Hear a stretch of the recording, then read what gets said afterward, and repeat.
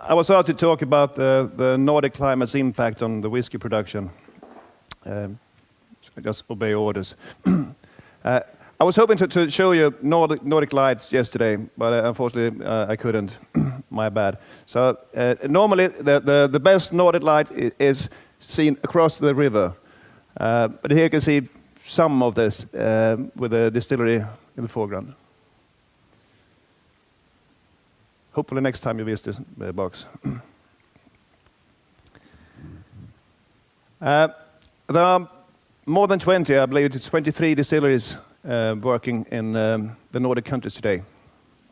And there's much more to come. And I'm not surprised because we have everything we need to make a high quality whiskey in these countries. We have barley, maltings, peat, oak, cooperages, some knowledge and a great deal of enthusiasm.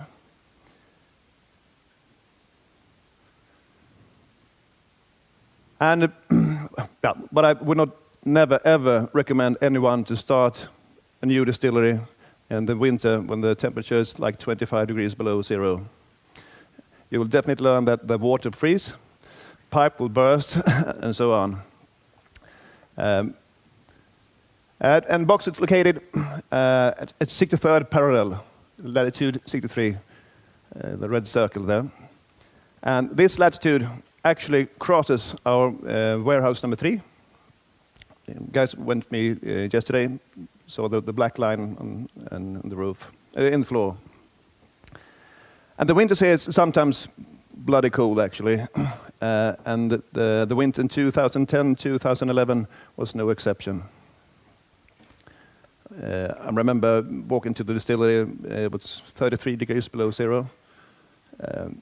I was cold.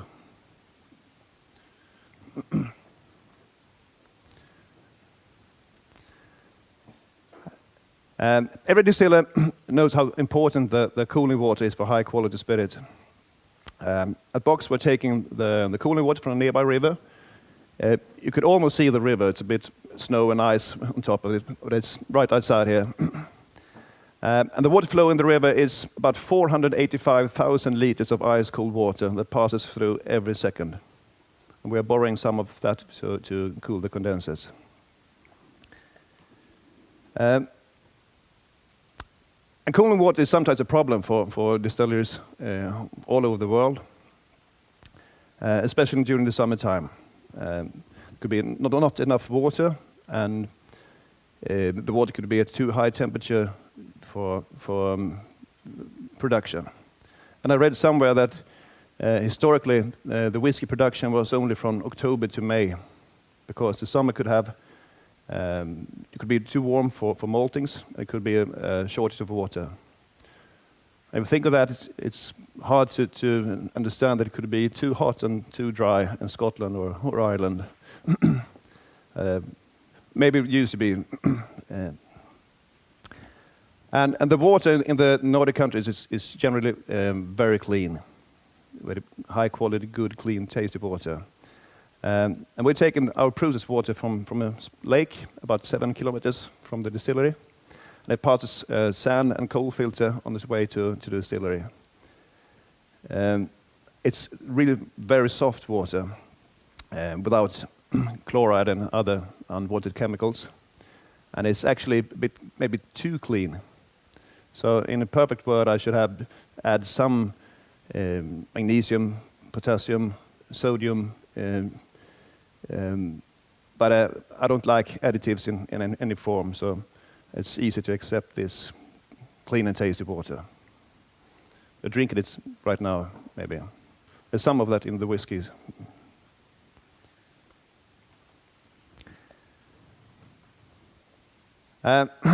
It's not easy to have a quick evaluation of the new make from the spirit safe when the temperature of the spirit is about 2 degrees Celsius. So you need to take several glasses and let it rest and to get nearly room temperature before find out if the cut points are correct. Much easier in the summertime.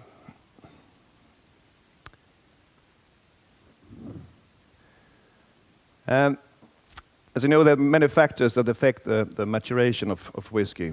You've got temperature, humidity, ventilation, cask size, species of oak, heat treatment of cask, etc. And cold environment normally allows long maturation. And the winter's box is usually very cold.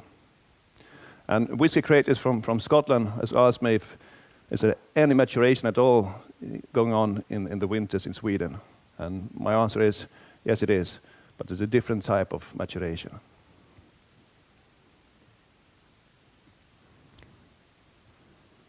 Maturation of whiskies is a complicated process that can be divided in 3 elements. You got the subtractive maturation. Basically, you remove sulfur and unwanted alcohols from the cask. And these can be enhanced with a fresh charcoal layer inside the cask. And you have the additive maturation, well, you get flavors and color from the oak into the whiskey. And this effect is much higher if you have like virgin oak cask or first fill casks. And finally, you have the interactive maturation. That's a fun part. Maybe the one that's most difficult to understand, but you have substances in the spirit that reacts with substances in the oak, forming new flavor compounds. And this phase intensifies a lot with pressure changes in the cask. And the easiest way to get this is to vary the temperature. And I've heard about experiments with ultrasonic sound and loud heavy metal music and so on to get those small pressure changes in the cask, but I'm not certain that it works.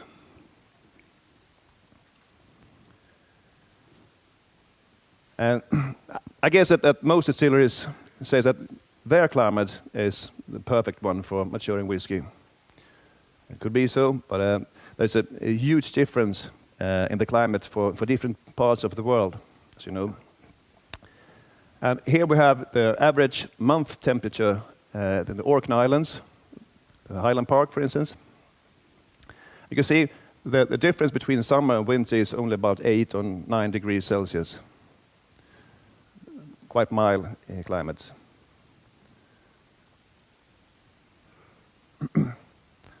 Yeah, Matt? Yeah. If you go for Westland Distillery, for instance, in Seattle, it's a bit more like most distilleries in the world. There's a notable difference between or through the seasons. Colder winter, a bit warmer summers.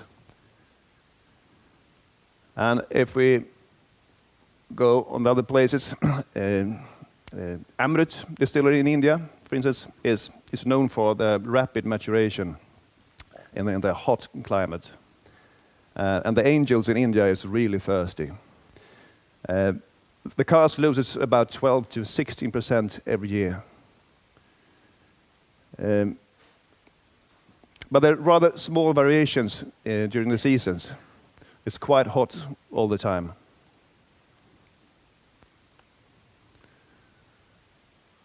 If we compare this with box, you can see that we have a quite unusual graph of the temperature. It's really cold winters and rather warm summers.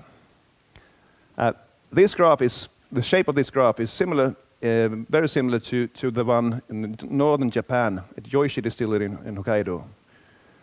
But ours is a bit colder overall. The thing is we have these huge changes between the seasons.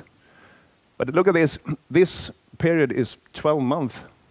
So we got from the seasons we got rather few changes in temperature during the lifetime of whiskey in the cask.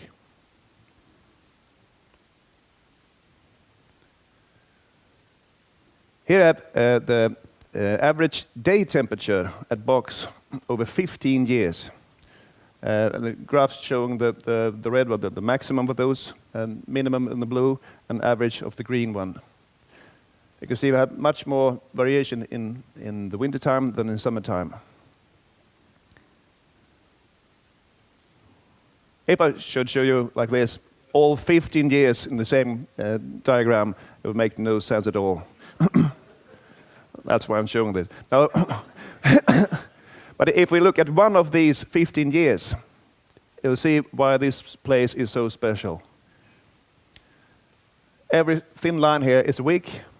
So you can see that the temperature changes in just a few days. We can have like 20, 25 degrees change in one day. We can have like 35 degrees change in a fortnight in the winter. And this is quite unique. I don't believe you can find that even in Hokkaido. The same changes during the summertime is much smaller than the wintertime. And what happens that with the temperature change, you increase the pressure in the cask because the volume increases with the temperature, and the pressure increases and force spirits into the pores of the oak. And well inside, alcohols from the spirit will react with acid from the oak, forming fruity esters. And those fruity esters, when the pressure goes down, will go back into the liquid. And this will create balance, fruitiness, complexity to the whiskey. So basically you want to have a lot of those, or I want to have. I'm not saying that this is the perfect way to mature whiskey. This is our way to mature whiskey. For me, it's a really important part and what makes box warehouses rather special. So you can see we're having maturation going on even in the cold winters. And we have measured the temperature. We're always measuring the temperature every time, humidity and temperature. And the highest I've seen could be higher, but it's 28 degrees Celsius in the summer and minus 26 degrees in the winter inside the warehouse. So we're glad that the whiskey won't freeze until 44 degrees. And the number, we're way up north here in Sweden, and the number of hours with sunlight in the summers is quite long, quite high. And the sunlight hits the black roof on the warehouse, and it gets warmer, and the heat will radiate into the cask in the warehouse. All season.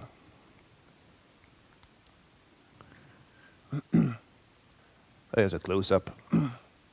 So basically we can say we have about 20 seasons in 1 year. You can almost say that. And most of them are coming in the winter time. Well, the thing is, we have small variations in the summer, but in the summer when it's warmer, we have other parts of the maturation that increases. So there are different type of maturation during the seasons. I visit warehouses in Kentucky where they add heat several times during winter. For instance, like when the temperature drops to 8 degrees Celsius, they add heat in the warehouses to get up. And when it's warm, they turn off the heat, get it be cold, and so on. So they make this maybe 6-7 times in winter time to get more seasons in the warehouse. We don't need to do that in the box. It comes naturally.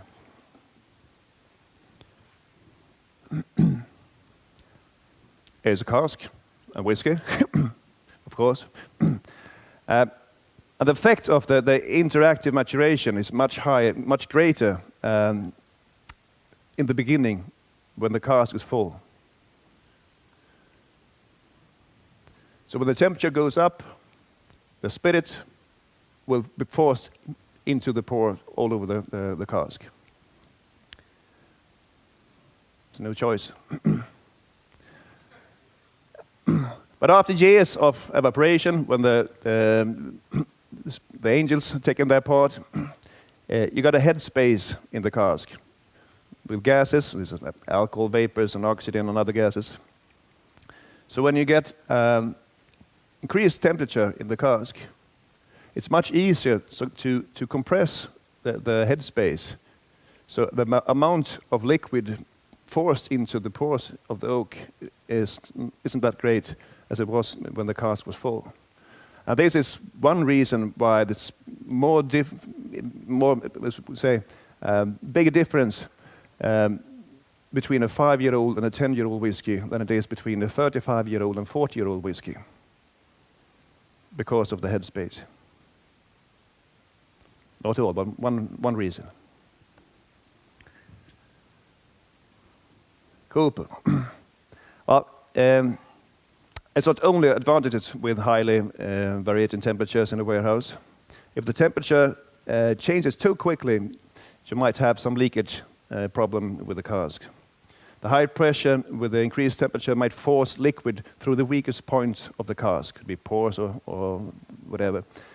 And the rapid temperature drop in the warehouse can be too quick for the oak.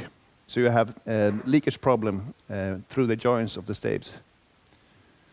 So we can have casks that have been totally water, whiskey tight for several years, and suddenly the temperature drops and it's start pouring whiskey on the floor.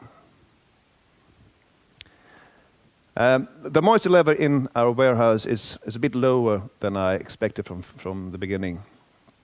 So we can see that the alcohol strength is almost constant for the cask. And some cask, the one at the highest point of the warehouse, is actually increased in alcohol strength. We have a Danish warehouse, where it's number 2 down there,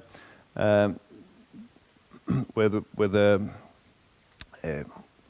sand and mud floor under the cask, but the ground was so well drained, so it didn't get that effect that I thought of moisture. So number 3 was all concrete floor. And much easier to handle a forklift truck on concrete floor. Since during the first year, we normally fill the cars at 63% ABV. But since 2015, we reduced the filling strength normally to 60%. Some cars are filled lower and some cars are filled higher, but in normal case, it's 60%. And the lower strength means more casks to buy and less space in the warehouse. But we'll get more of the water-soluble flavors, like wood sugar and stuff. And as an example, at 55% of alcohol, you will extract twice as much wood sugar than you do from 70% of alcohol.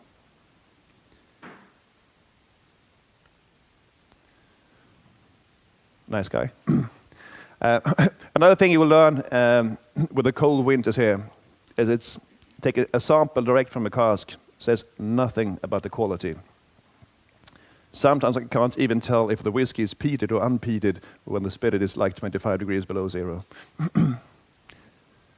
Tastes nothing. But you get pretty if you drink a lot.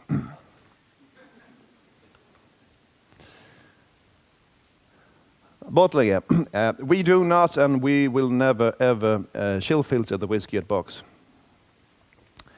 And chill filtration is not easy to define. Maybe active chill filtration, but chill filtration is hard to define.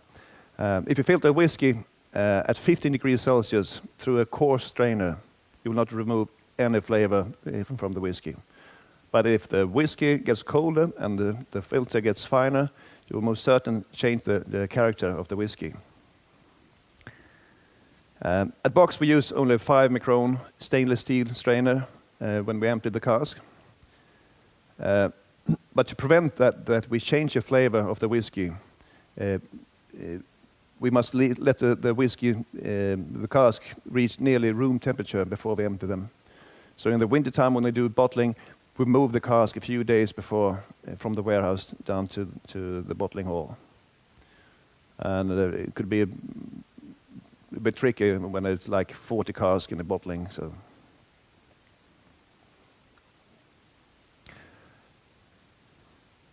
And if the benefits of cold and clean water, tasty water, and the temperature variation isn't enough to convince you about this is a great place, you just have to look out through the window, get inspired by the great landscape. It's a beautiful place to make a really great whiskey. I will also take a chance to mention the craft whiskey code. Probably never heard of it. I know some of you have taken papers from the counter there. It's written by Box in cooperation with Smögen Distillery. Actually, Mr. Kaldemy from Smögen has done most of the work. And you will find copies of those both in English and Swedish on the counter on the left side of the door. And every whiskey producer may, if they like, associate themselves with this craft whiskey code. It clarifies for the consumer how a whiskey has been produced or matured. And basically, it's based on the European Union regulation of a cask, or of how you make whiskey or mature whiskey, but we have changed some. For instance, you need to bottle at 46%. You need to use oak cask. We were talking about chestnut cask before, and way back it was regulation both in UK and Europe was wooden cask. And 1990 you changed in UK from wooden cask to oak cask, and the rest of Europe is still wooden cask. You will not be able to use anti-foam in any case, not in the washbacks, not in the wash still. You will not be able to chill filter the whiskey, and you need to get rid of the caramel, if you have any. But there's a lot more to read, so please take a copy if you like, sometimes during these days. Okay, thank you for listening. Thank you, Roger. Those graphs are pretty scary, weren't they? Extraordinary. Any questions immediately? I've got a few myself. Anybody want to jump in? Martin. I was wondering if you could say a few words more on water-soluble flavors. Okay. Is it only lactones or wood bitters, or are there any? No, the flavors are normally is soluble with like alcohol, fatty flavors, or water, for instance. so it could be tannins, for instance, but tannins have a peak around 55 to 65% of alcohol. It gets lower with the lower strength bit and lower with the higher strength spirit. But some flavors of water soluble one are soluble in alcohol and some in fat. So you can change those, but I'm a sucker for sweet whiskey, so I prefer a lower strength. And since we're not losing alcohol strength in the warehouse, I don't need to be afraid that people after me won't be able to bottle a really, really old box whiskey if they like, and keep the strength above 46%. Okay. Anybody else? Yeah, Patrick. You never have any problems with cloudiness in your whiskey? Oh yes. Oh yes.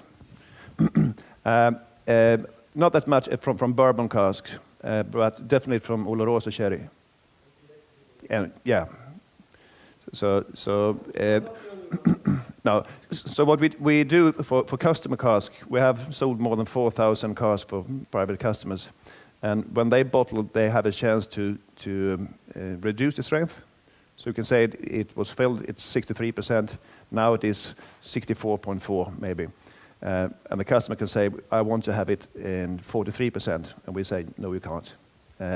48 or above, I believe it was today, but 48, yeah. Because we bottled some cask at 46, a sherry cask, and it got cloudy. A cloudy whiskey means it's all there. It's high quality whiskey, it's not filtered in any way, but it could look like soup or whatever. So Soup's good. soup's good. Tasty. Yeah. I'm interested in, and this is me just being an impatient journalist, but do you think that there is a Nordic style beginning to emerge? Or are there too many people in too many disparate areas climatically for that to maybe I got the same question before lunch by Henrik. I said, way back when I started drinking whiskey, you can feel in the whiskey, these are sort of lowland, eastern highland, northern highland, and so on. Today it's just mixed. You can say it's maybe Scottish, but I can't say that this whiskey tastes like Sweden. Yeah. It's impossible. The only similarity between the distillers in Sweden that we are all young. The whiskey is young. I'm not, but we have some that do only peated whiskey, some that do unpeated, and some that do mix and so on. So it's quite different. Yeah. Also, your inspiration, when we were talking yesterday, you were saying you're very much inspired by Japan, Yes. for example. So could you maybe just expand on that? You know, why you've looked east, perhaps, rather than west? I love Japan and Japanese people and Japanese whiskey, and especially the sense of details that they have. It's nothing happens just. There's a reason why everything happened. So I like the style, how they think and how they produce the whiskey. But I love whiskey from all over the world. But the way they're making the whiskey in Japan is inspired by, especially for an unpeated recipe. It's nearly impossible to make a peated whiskey without getting inspired by the Scottish west coast or islands. I know. What in particular have you taken from Japan in terms of mindset or technique? Or is that a secret? Well, I'm a great You have to fan kill of me. Ichiro, marvelous guy. The modern Masataka Takusuru. So, and the thing is, when I had a good idea how the unpeated box should taste and how the new make should be, and it was maybe 4 or 5 years after I had a chance to try a Chichibu new make. And I find a lot of similarities between box and Chichibu for our unpeated recipe. And that's partly it's clear wort and everything that you do. Yeah. For instance. But it's use of G strains and barleys and so on. There's a lot of tweaks you can turn on to make your own style. Yeah. There's it's kind of in anticipation of what's going to happen in the next presentation. Do you think Scotland is a bit too conservative? Not the whole country, but especially maybe the bigger companies focusing more on consistency and yield, not on quality and flavors.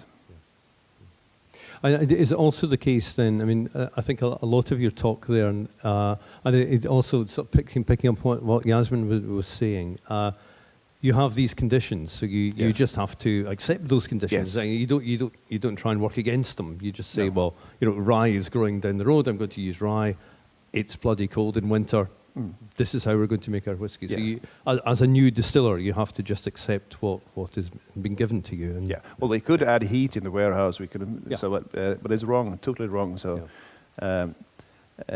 The difference between the different warehouses we have much greater ventilation, not active, but greater ventilation, and there's a huge difference between those two warehouses.